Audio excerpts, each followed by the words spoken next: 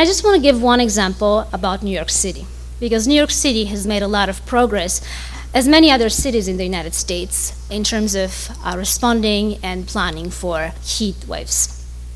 So after the United States has experienced several devastating heat waves, including the one in Chicago and another one in Philadelphia, cities like New York have implemented a lot of measures, such as warnings, cooling centers, and various educational programs that protect vulnerable communities.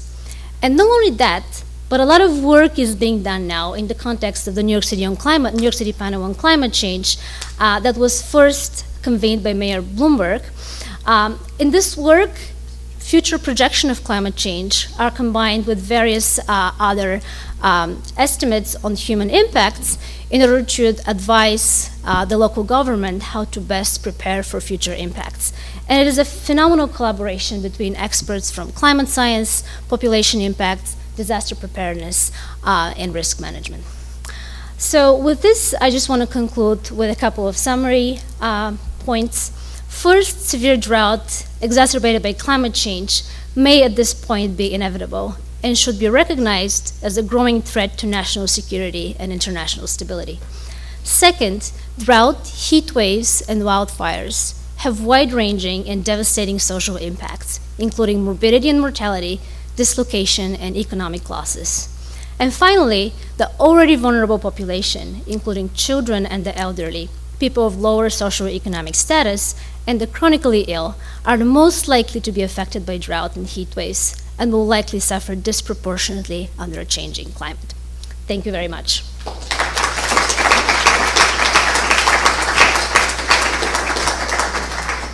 Thank you, Elisa, for that great presentation and for really connecting the human factor with all of this. For our final presentation, we're going to take a little bit of a right turn here. And while we've been talking today a lot about natural ecosystems and the impact of human activity on them and the need for human adaptation to help mitigate changes in these natural ecosystems, our final speaker today is going to talk to us about man-made ecosystems, particularly those created by information technology and the kinds of threats and vulnerabilities that we face in terms of cybersecurity. If your biggest concern is losing your identity and losing your data, I assure you there are much more profound things to be afraid of. So with that, let me introduce Dr. Jeff Weisman. He's the Director of Strategic Technologies for the National Center for Disaster Preparedness. Usually when I walk into a room, people say, here comes the angel of death.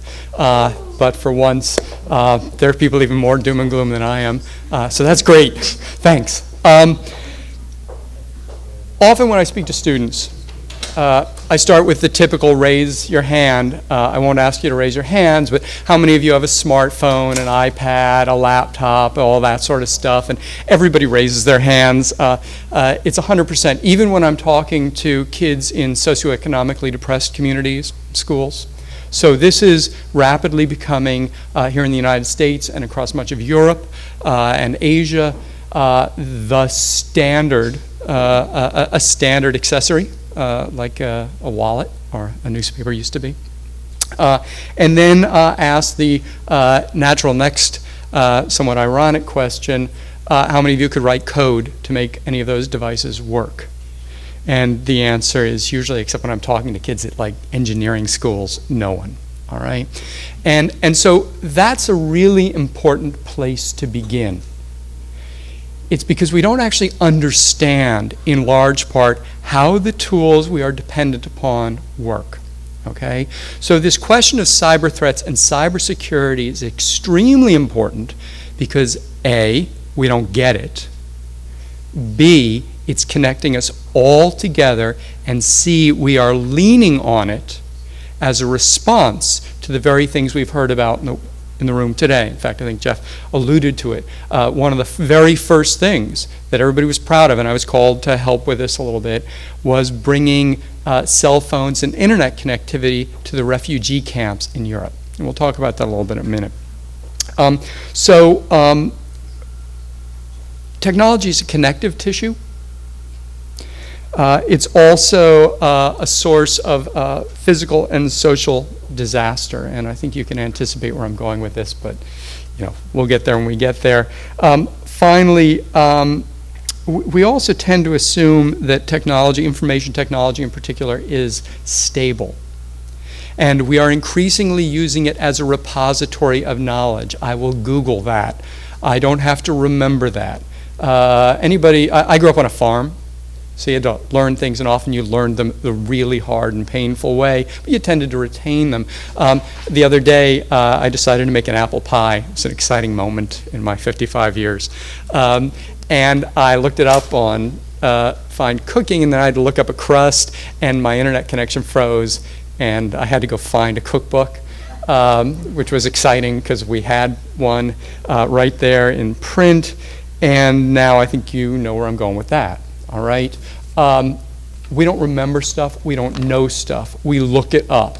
And during a disaster, looking it up may not be the best strategy available. All we have to do is think about The Martian, which a lot of people have seen, and it was kind of an interesting book, but it teaches an important point. We can look stuff up, but if you don't know the core, the base, or the operational or functional nature of what you're looking up, you can't extrapolate, you can't learn, you can't adapt. Adaptation, as every single one of the presenters before me has said, is vital in our response to disaster.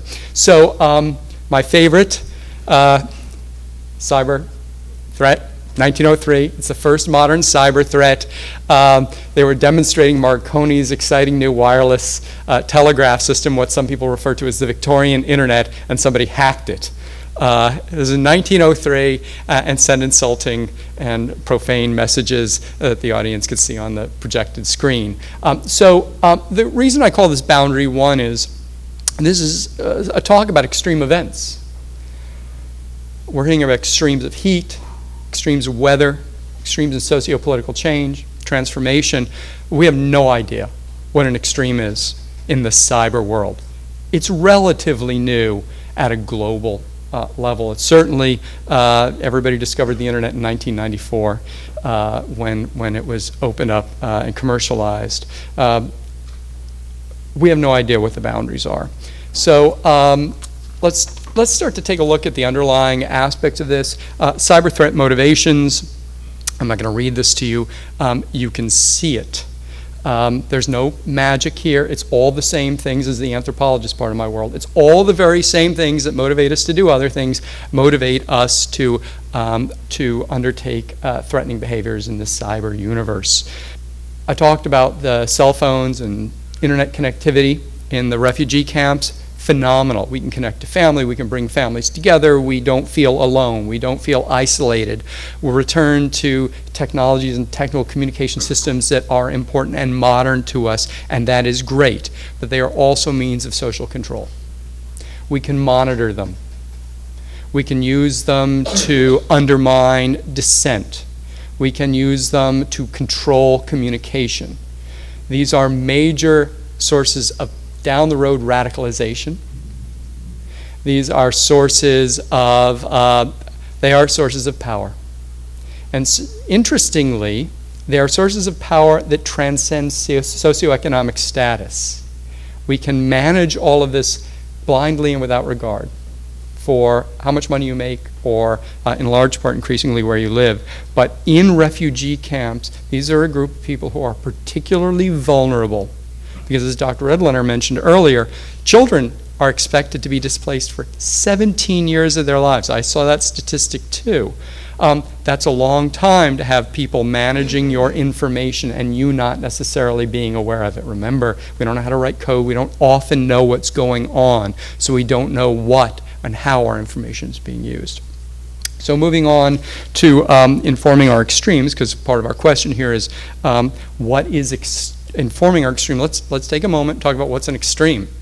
Well, extreme is the far boundaries of the envelope, right? In 1903, it was hacking the telegraph demonstration with profane words, which was a pretty radical thing in the technology sense. But we have crime, right? We find new and exciting ways to undertake criminal behavior. Now, we have ideology. And you'll forgive me, but you have to mention Ashley Madison and 32 to 35 million people, depending on how you count it. Was that a crime? Was it an ideological statement, right? Because people were pissed off that information that was supposedly being erased wasn't being erased. What was it? Was it an engineering activity? These things all meld together, they blur together. But when we get down the list, we get to the cosmos and not Phil. There's a famous set of, famous recording, started out I think on the Jack Parr show with Mel Brooks and Carl Reiner, called The 2,000-Year-Old Man. This was followed up in 13 years later with, cleverly enough, The 2,013-Year-Old Man.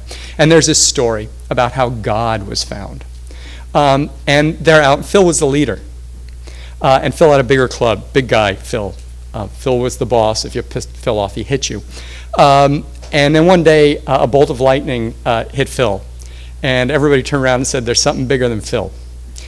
When it comes to managing information technology and things that are informing our extremes, the cosmos is way bigger than Phil.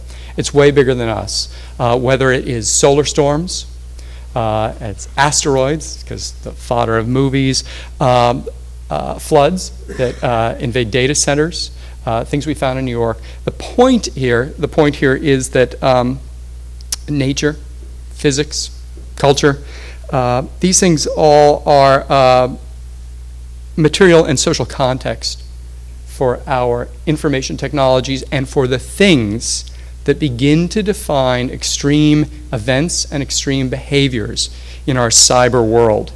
I was just thinking, so we had the floods in Thailand a few years ago, technomaterially. Hard drives manufactured in that year actually undergo rapid catastrophic failure. Nobody realized this, but hard drives are manufactured where? Thailand. And even though they rebuilt the factories and even relocated them because of material changes and because of changes in the people working in the factories, we experienced this cyber-related activity. Servers have been failing all over the world because of the floods in Thailand. Nobody understood why until a couple of years ago. So let me tell you another story. Not the Forbin Project. Anybody knows what that's a reference to Colossus, the Forbin Project, which is basically a dystopian story about an attempt to make a big computer that was going to keep us all from having nuclear wars, and the computer really was programmed to protect us, and as such it basically took over. It was kind of 1984 sort of thing. Here's a different story. So imagine a setting where everybody's electronic health record is put online. And imagine that we can have genetic tests, and all those genetic tests are loaded into those databases.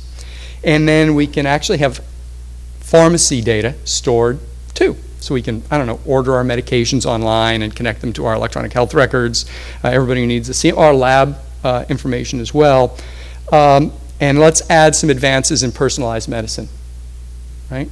Now, I know this is a fantasy world that, started happening, 10 years ago?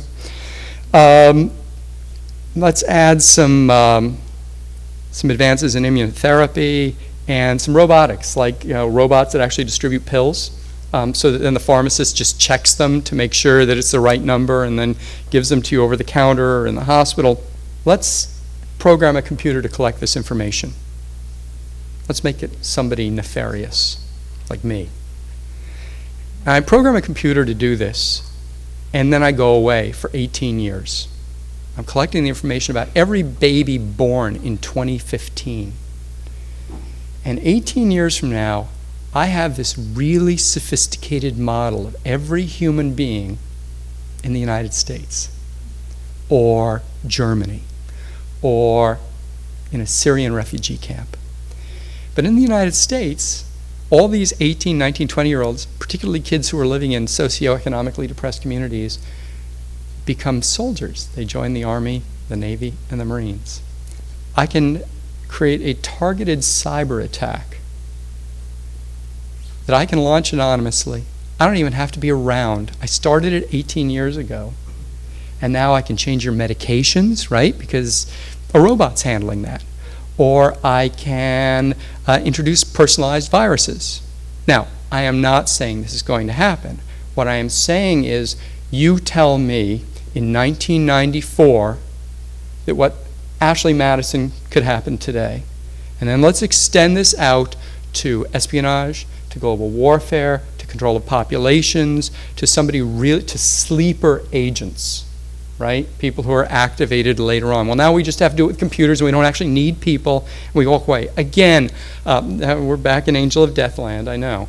But the point is, we don't really know what an extreme for a cyber event is, but what we do know is everything I just described can begin right now. Initiators and sponsors. Part of the challenge here is that our sophistication is growing radically. I mean radically. What we can do now is stunningly different than what we could do 5 or 10 years ago at a mass scale, right? And at the same time, we have a falling sophistication, easier entry, and shall we say, a simplified global view amongst the general populace. So people who have no idea what they're doing can pay money or push buttons, we call them script kiddies, to launch an attack, not really understanding necessarily what they're doing or not really understanding what it takes to do it. They can just do it. And once again, then we factor in climate change, which is in fact changing the demographics of technological distribution and the need and dependence on technology, and of course, Phil. So the elements of an extreme and not so extreme cyber threat, it's actually pretty simple. Hardware, computers, telecom devices, all that sort of stuff that you're all looking at while I'm talking. Software, that's the ones and zeros that people like me know how to push around. Wetware, that's your brains. And both in terms of generating this stuff and also being the victim of this stuff. And then hubris. Okay, folks, hubris, this is in many ways the punchline. I mean that in the modern sense. Hubris is it seems to be a human condition, right? It's defined by humanity. But it's this belief that it's not going to happen to us, or we can control it, or we're right. It's going to be okay. We have all these motives and drivers, but these are the 4 elements that make up a cyber threat and particularly will inform an extreme one.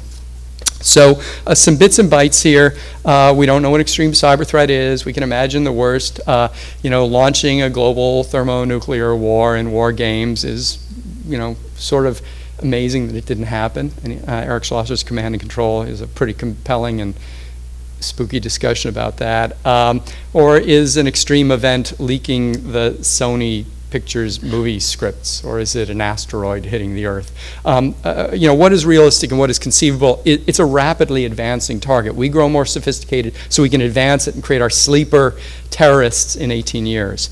We tend to think in the here and now. Folks, this is a real problem. When we start to talk about any extreme event, it is particularly problematic. In the cyber world, we focus on the economic and reputation damage, whether it's Sony or Experian, who should have known better, and all those T-Mobile customers who got to share their data with all sorts of people around the world. Warfare and espionage come to the fore only when someone gets caught.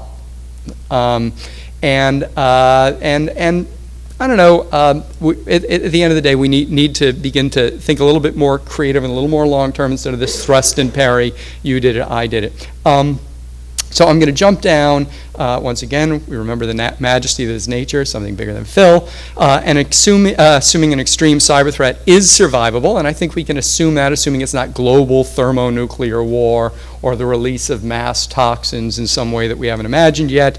We need to be creative to anticipate scale, scope, and novelty, adapt to variations, be resilient to recover and move on, and be responsible and fix secure critical infrastructure without politics or excuses. Where have we heard that before? The solutions, like the problems, are exclusively human. These are man-made issues. Even in a case where a solar storm knocks out a power grid, it is because we failed to protect the grid, which we are more than capable of doing. Better design philosophy and attention to all its attendant ramifications. Better education for engineers, the general population, and policymakers. And I don't just mean the academic stuff in the science sense or the change your password sense, but ethics education as well. We are not clear anymore about what's right and wrong. That varies across the globe, but nonetheless, this is missing. And of course, semper gumby, which is a military term that really means always flexible. To draw on the Marine Corps, adapt, overcome, improvise. This is fundamental in such a rapidly shifting environment, such a man-made, human-controlled environment. We have to be extremely flexible. Apply science and engineering to accommodate nature. We can't change nature. The Army Corps of Engineers has been unsuccessful doing that with the Mississippi River for 200 plus years. So at the end of the day, we must apply our science and engineering in information and other technologies to accommodate nature. Finally, technology, no matter how we think we've built it, is adaptable by others just as in any other engineering technology system. I would leave you with that thought. It's our responsibility, and unlike my previous colleague presenters, we can actually do something about this in an immediate, practical, and here and now sense. We don't have the excuse that it's nature. All right, thank you very much.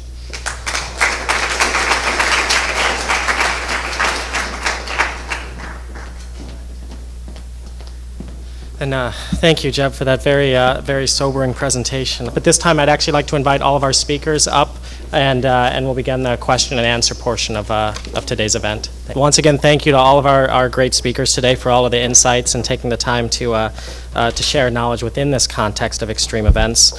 And for the first question, Irwin, I wonder if you'll kick us off in terms of answering this one. But we talked about a lot of different kinds of disasters today, from cyber threats to extreme events. With that, and thinking about what's occurring in the near future, what should our focus be on in terms of preparing for this range of threats? Is there a single threat we should be focused on? What kinds of action should we be taking? Oh, boy.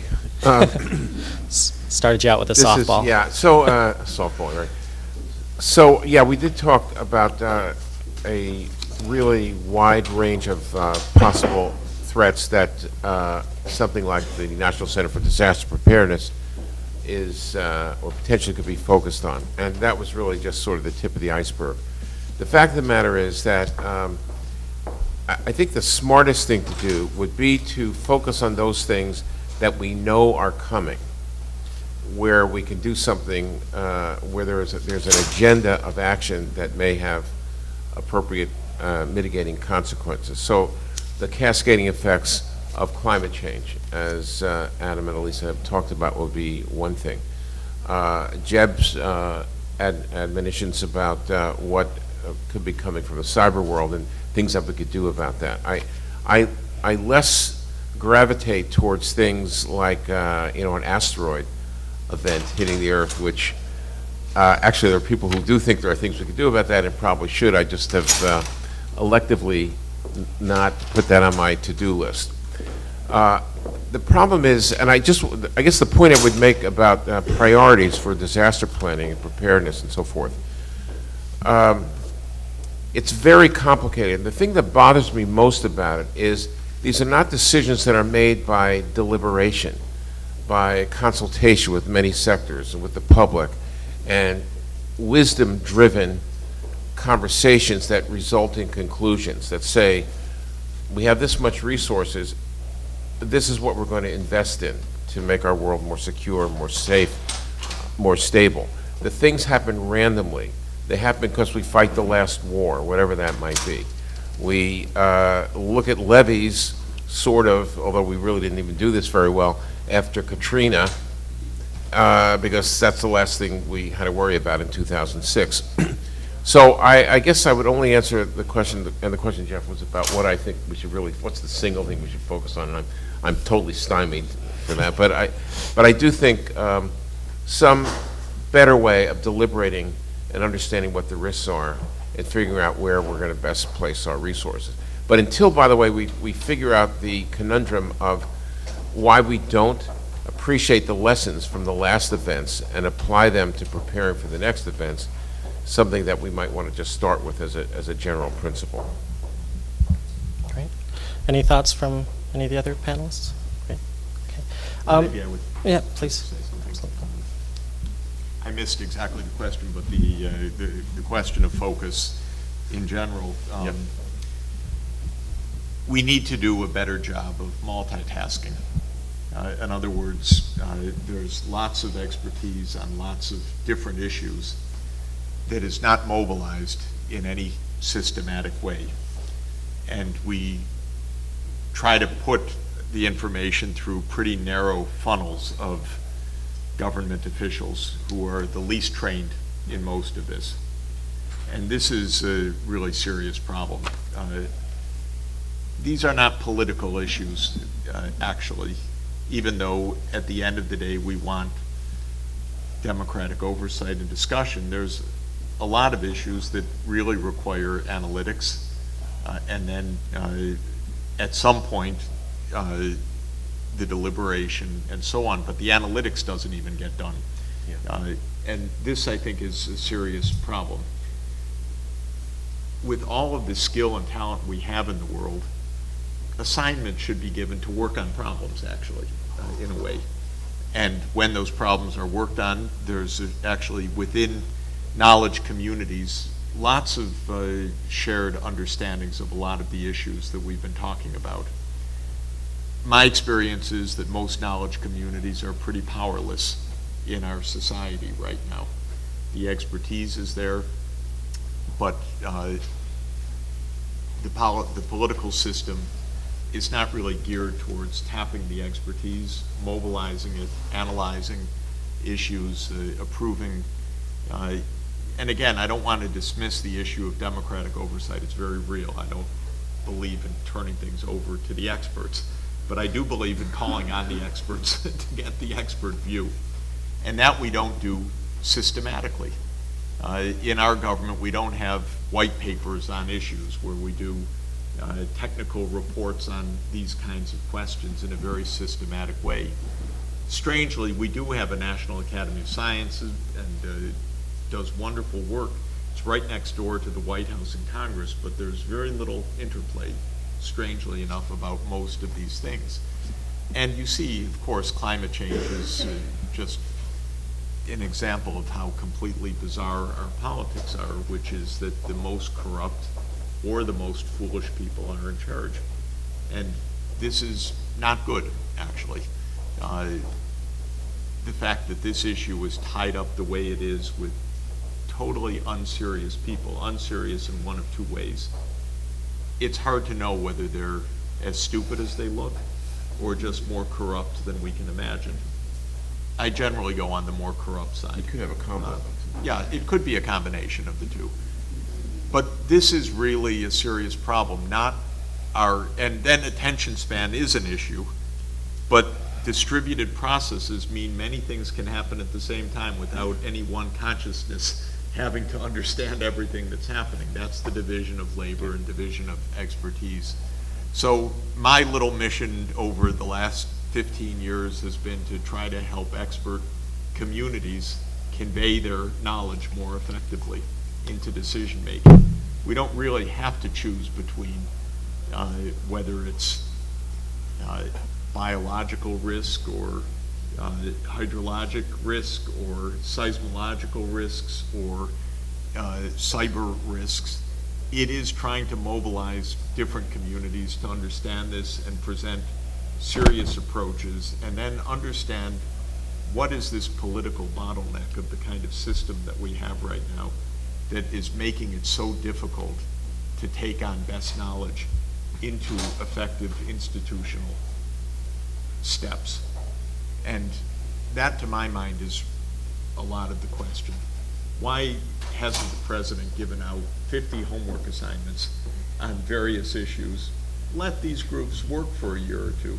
Let them make a report with the presumption that the recommendations are actually going to be adopted, with the presumption that they're going to be adopted. And think about what kind of political oversight that would require. Obviously quite different from the kind that we have right now. Our politics are really stale in the face of the kinds of challenges that we face. And they don't even give democratic oversight, our democratic institutions. They're not democratic institutions anyway. So all of this is it's not meant to be a rant. It's actually meant to say that we don't have to make those choices. In principle, we should have an active learning society that taps into expertise in a very serious way, creates its checks and balances, of course, but actually implements things that we know. And again, just to say my own personal experience with the Millennium Goals, which I will do after 15 years of working on the Millennium Development Goals, every success we had was because a community of expertise, whether it was the aides, doctors, or the pediatricians, or the public health specialists, or the educators, or any other, finally, the malariologists, they had solutions. And when they were listened to, good things happened. And almost all of the drama was getting listened to, getting heard for the knowledge, not the overwhelming complexity of the issue, but the fact that those who had the knowledge couldn't get heard. So that, I think, is part of our issue here. It really is a kind of a last mile political issue and a disempowerment of knowledge issue, it seems to me. Okay, great. Thank you. Adam, I wonder if you can get us started in this next question. It talks about, we've been talking today about a lot of the different sectors that sort of intersect here between climate change and the human impacts and things like that. And the question is really, is there a discussion occurring within disaster resiliency on ways to sort of layer these different fields of exploration, from climatology, sociology, community-based organizations, things like that? Is there sort of a mapping of these different fields of evidence to sort of come to broader conclusions? Mapping. I'm not sure if I understand exactly what the question's asking. I do think that there is a little bit of a. I mean, the academic climate scientists, many of us tend to frame things in ways that are a step or two removed from the immediate human impacts, and that's just the nature of the science that it has evolved, from studying the climate system is a different enterprise from thinking about how the events will affect people. I do think that gap is starting to be bridged. There's a field of climate impacts which, Jeff cited Salshang's work, and there's a lot of other things, the work on the Syrian drought that's done here, where there is now a serious intellectual enterprise to understand how both the human-induced changes and the natural variability in the climate system have ramifications for all the different sectors of human activity: economy, health, infrastructure, finance, economics, etc. So I don't think that. I think this question is about the intellectual enterprise, if I'm understanding it right, but maybe I'm not. But I think there's a lot left to do there. I think there still is. There are a lot of things we don't understand about what the impacts of climate change in particular are. I mean, if you look in the IPCC reports, there's Working Group 1, which is the physical sciences, and then Working Group 2, which is about impacts, and Working Group 2 is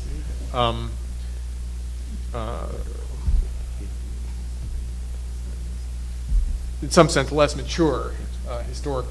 It's a newer science that's going into that.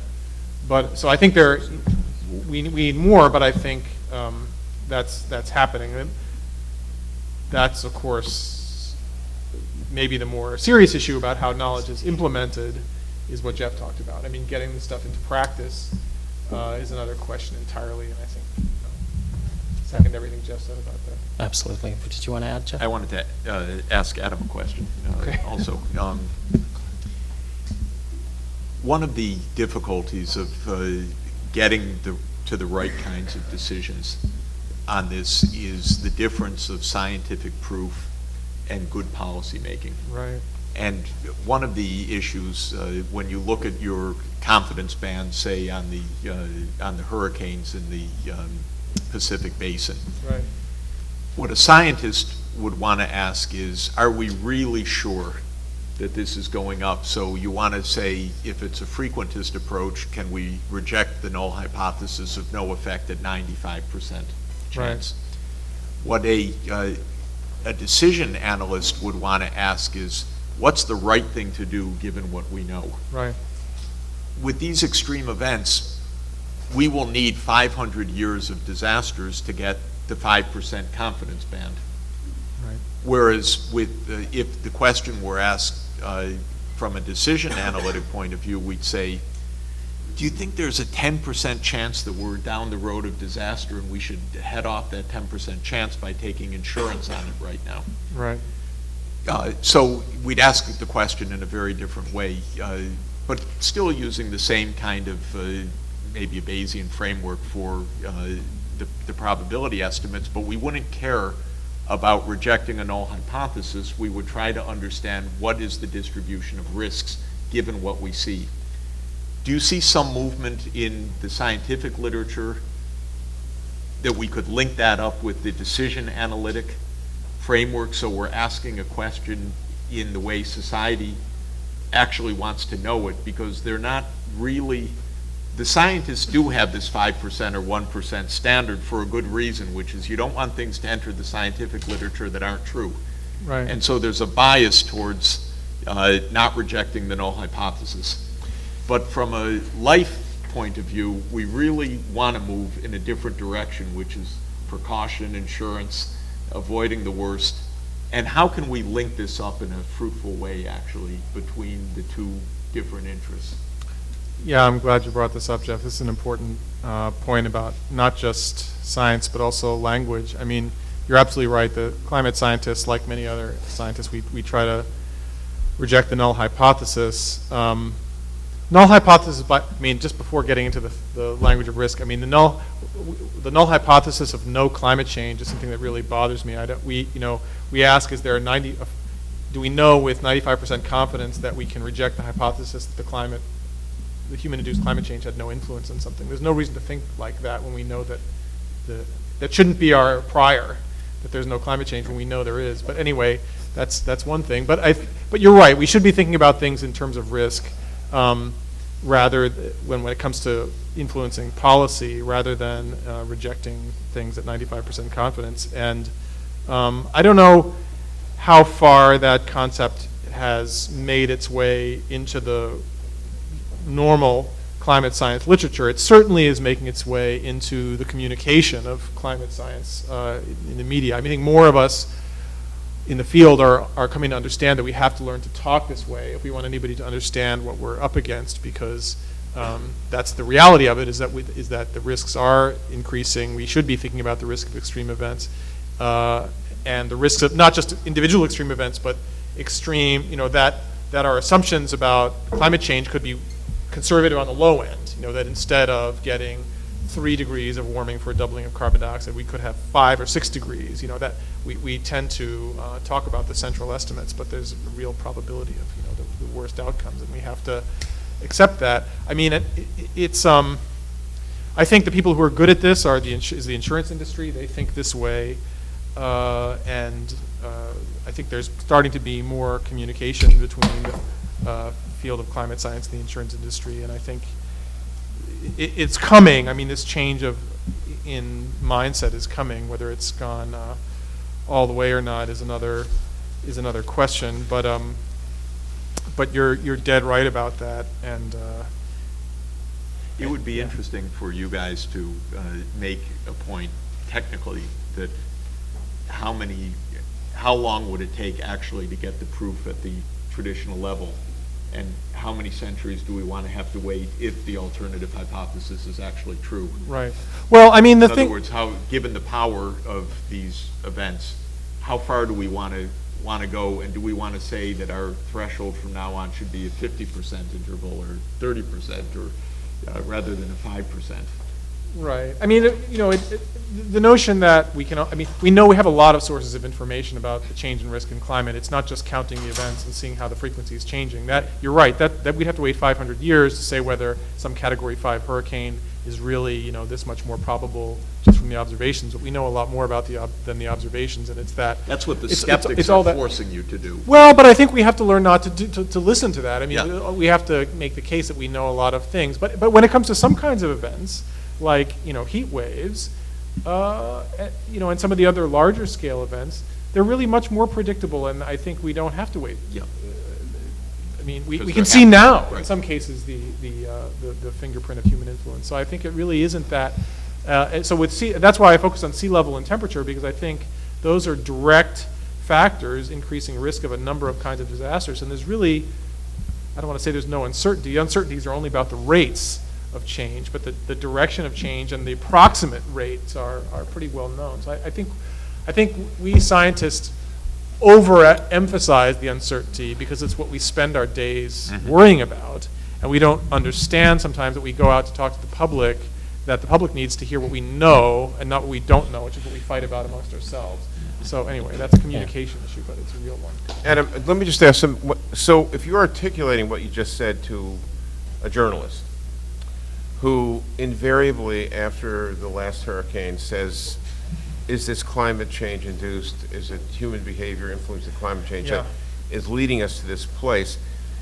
There still has to be an answer that's comprehensible, that it's not dismissive of the climate forces, but doesn't undermine your ability to stay accurate in terms of reflecting the science. So what do you say? So here's the right answer to that, I mean, the best that I've been able to come up with after a few years of thinking about this. So hurricane, weather event X happens, and it almost doesn't matter whether it's, South Carolina flood or anything else. The reporter calls and says, was this climate change? I think we have to say a few things. We have to start by saying the climate is changing due to human influence. We know that. This is about how much it is. Now, when you ask about extreme events, it depends on the kind of extreme event it is, but with many kinds of events, and this goes for very intense tropical cyclones, floods caused by heavy rainfall events, heat waves, and some droughts, we have to say this is the kind of thing that the best science we have indicates with a reasonable amount of confidence, in some cases great amount of confidence, we are going to see more as the time moves on. This kind of event is becoming more probable. Now, any given extreme event that happened today, we can't necessarily say there's a large climate change fingerprint there. And in part that's because there's a what we call selection bias, but it's related to the anthropic principle that the cosmologists talk about. How is it that among all the possible universes, the one that happened is the one that has people in it? Well, if it didn't, we wouldn't be here to talk about it. It's the same with extreme events. We focus on the really extreme events because they're rare, and any really rare event, almost by definition, has a large element of chance in it, so that if we ask, where did this event come from? The hurricane, almost certainly there were hurricanes 500 years ago. It's not, you don't need climate change to cause a hurricane. So when you zoom in very closely on that one event, it's hard to identify a huge climate change fingerprint. But when you look out at the patterns, we actually know quite a bit. So I think what we have to do is start from what we know, which is the climate is changing. We see the patterns going in these directions for reasons that we're pretty confident about. Now if we zoom in on this one event that had a lot of different causes, but if the question we're asking is, should we be concerned about climate change because it's increasing the risk of disasters, the answer is generally yes. But that's a different question than, what are all the factors that caused this to happen today in South Carolina? So I think we have to learn how to frame those questions separately and not get caught up. And many climate scientists, when the reporter calls, we start out by saying, well, any one event isn't due to climate change. And that's all true, but that's because that's the argument we're used to having with each other, because we all know that climate change is happening and it's a serious problem. So we're not used to having to communicate that. Yeah. We have to remember that that's something we have to communicate. Yeah. Now, when it comes to resilience and preparation and all those things, most of the time doesn't matter that much, really, because we're often underprepared and underadapted to the climate we already have. Sandy, we shouldn't have had, all the sewage treatment plants and the power stations right on the water. We shouldn't have had everybody's generator in the basement. All those things, even with no climate change, we shouldn't have been doing. So fixing all those things is the same things you should be doing to prepare for climate change. You may have to, do them a little more, but we're so underadapted now that a lot of these things are no regrets action. So that's the other side of it. We don't really need to fight about exactly what the climate change impact is often in the short term to know what to do. But if we're thinking about, is climate change a concern? Are these disaster risks a reason that we should be taking the Paris, COP meeting seriously? The answer is yes to that, and we don't have to get caught up in the, the detailed factors in, exactly what happened in South Carolina. This actually segues nicely into a few of the other questions that we have here. And actually one of the first ones, and I know, Elisa, in your summary slides, you talked about the importance of climate adaptation. And I think that's also another one of those terms that we kind of throw around a lot, climate adaptation. And I wonder if you can talk just a little bit about what does that mean in terms of like what kinds of actions does that mean, and what do we mean when we say climate adaptation to folks who are maybe outside of the field? Before I continue to this question, I just want to add something I wanted to add regarding mapping risk within communities. And a very useful tool that we're developing within the Center for National Center for Disaster Preparedness is collecting individual and household level data on various impacts of disasters, for example, Hurricane Sandy. With this data, we can characterize better resilience within communities. We can characterize the gaps in resilience. We can characterize what kind of impacts our individuals experience. Mm-hmm. And then using this information, we can go to community organizations and help them communicate the risks to their people. We can go to policymakers and explain how does vulnerability look within communities. And the point that I wanted to make in terms of climate adaptation and disaster preparedness is that it's important to combine the two so that we can look both for short-term and long-term solutions. So climate adaptation includes various actions that cities are already taking, for example, in New York, to adapt to the various projections of climate change such as sea level rise. There's a lot of work that is being done on making infrastructure more resilient, and there's a lot of work being done on reducing health impacts within populations. And as I mentioned, heat is one of the most easily measurable impacts, both in terms of the physical projections and as a consequence in terms of the human health projections. So all of the actions that we can take on both the individual, community, city, and state, and even international level that can prepare populations to better deal with what we may face in the future is very important to in order to adapt better.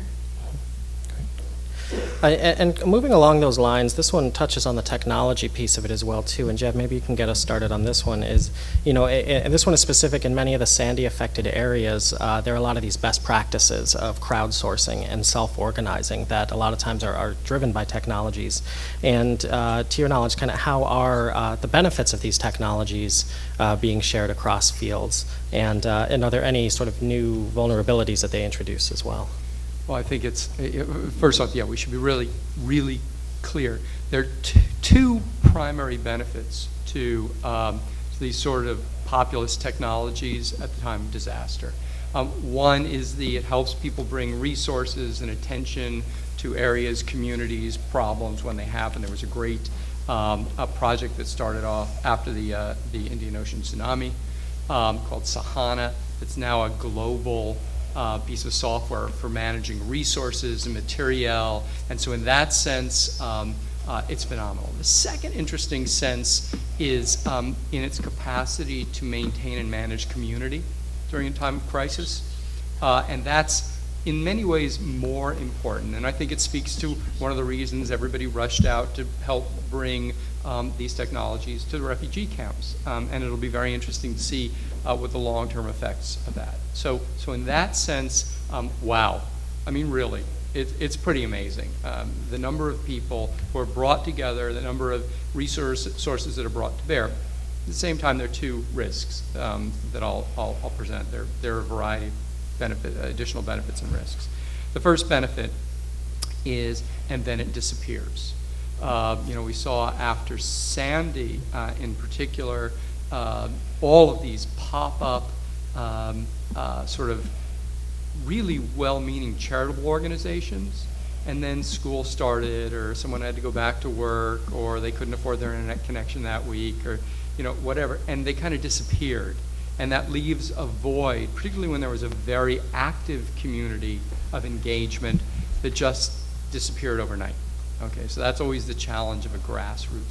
The second challenge, and I mentioned this when I was speaking, is the opportunity to subvert a positive use of technology for nefarious needs or for power, command, and control.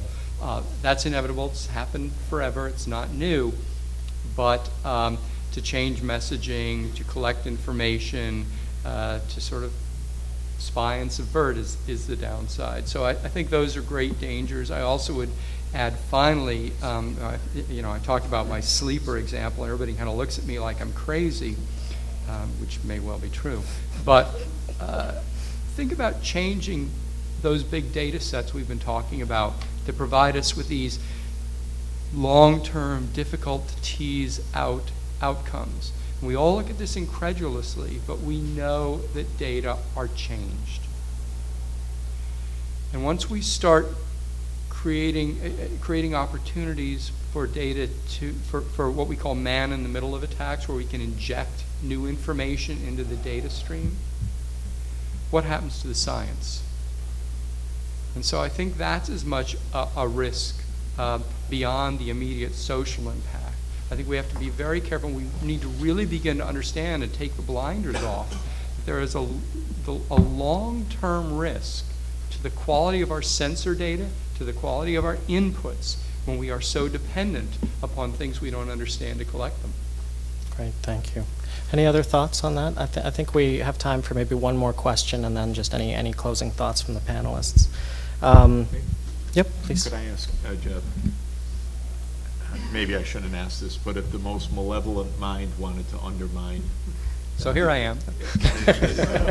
undermine our data flows, what is discussed in the cyber community in terms of that we wake up one day and we no longer get email, can't get online?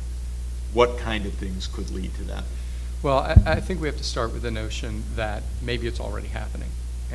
And one of the problems with such this is a very abstract, it has very concrete in my cell phone presence, but it's taking place in a plane, in a context that we can't see. So we honestly don't know what we are or aren't getting. And I don't mean to sound paranoid, because I'm actually not really that, there's no diagnosis that's been officially, but to return to your question, I think the first thing we need to do, and I think this goes right back to the questions about climate change and action, is we need to decide that we care about this. We need to stop treating this like a can of soda, like a commodity. Look at what happened at Experian, right, with this massive data breach. That was sloppiness. Now, the history of the credit reporting agencies is directly tied to the history of our intelligence agencies, okay? That's another conversation for after this. That's not paranoid, that's documented. In-Q-Tel's the CIA's, venture capital firm. They do great work, frankly. They do great work. But we have not decided this is important to us. We have not decided that voting machines shouldn't be subverted. Until we do those things, until we decide this is important to us, we can't begin the science of protecting ourselves. And there is good science here. But Jeff, to Jeff's point, what could conceivably get really bad? I mean, take your pick. What? It doesn't take a lot to shut down the internet. It doesn't take a lot to turn off the routers. It doesn't take a lot to introduce what we call denial of service attacks. The fact of the matter is, on a large scale, and it doesn't take a lot of knowledge to do it anymore. The script kiddies I mentioned, it's really not tough. It's precarious. I can, one person can shut down Columbia University. Not that I'm suggesting anybody would. This is not technically difficult, and because of the commoditization of the technology we are now using, we do not necessarily understand how easy this is. But how much from your discussions with the community come also from the fact that we have two huge interest groups here. One is the intelligence community, and the other are the big operators like Google and so forth, which have the mega servers. And they have a strong interest in us not understanding these systems. Correct. Because they're doing a lot of things that are really unpleasant. Mm-hmm. One commercially and the other from a surveillance point of view. True. One has the feeling that it's absolutely massive and beyond our understanding and probably pretty ugly and very powerful and linked. So have we already lost this battle, or is there a serious discussion, in your opinion, about? There's a very serious discussion. Have we lost the battle? Let's change that a little bit. I don't. Yeah, maybe we've lost the battle, but not the war. The problem is, once again, it's this commoditization. We just like what we have, and we don't want to have to think about it. There are many technologies and tools to manage this problem. They exist. Part of it is an inability of my domain to communicate with the people. A part of it is if you are not clearly affected, why would you care? And so I think the answer is it's an ongoing set of arguments and discussions that the tools exist. They're much easier and much more available should we choose to do it, but we don't seem to have the will to do it. I'm not really sure why, and I don't think my colleagues really understand why we aren't all using Tor. Except if you use Tor, you're actually profiled by the federal government, by the intelligence community. So why would you use Tor? Because I don't want my credit rating affected, you know. What's Tor? So Tor, is it's a little piece of software you can use that allows you to talk to the internet without anybody knowing who you are and what you're communicating. Obviously, bad can take place. We can sell drugs and uranium. But it also means you don't need to know the political conversation I'm having, that I'm a dissenter or that I'm different. It's plug and play, but the minute Tor shows up in your profile, you immediately become, you're flagged. Person of interest. Well, beyond a person of interest, you're actually formally flagged, and the information technologies are automated. So it isn't some little gray person deciding that Jeb should be flagged. It's a computer flagging you for later use. Welcome to the McCarthy era. So on that cheery note, we're actually, like Angel all of great death, I win. academic discussions, we're just about out of time. Peter's going to come up and close us out and talk about the next Sustainable Development Seminar Series. But join me also in just thanking all of our presenters today.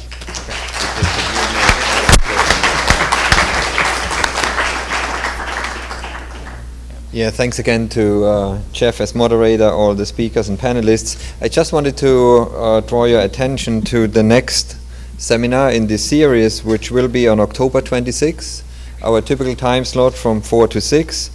And the topic is Toward Food Security in Cuba. The organizers will be Pedro Sanchez, who is director of the Agriculture and Food Security Center, and Cheryl Palm, who is a senior research scientist at this center. So I hope I will see many of you at this event. And thanks for coming.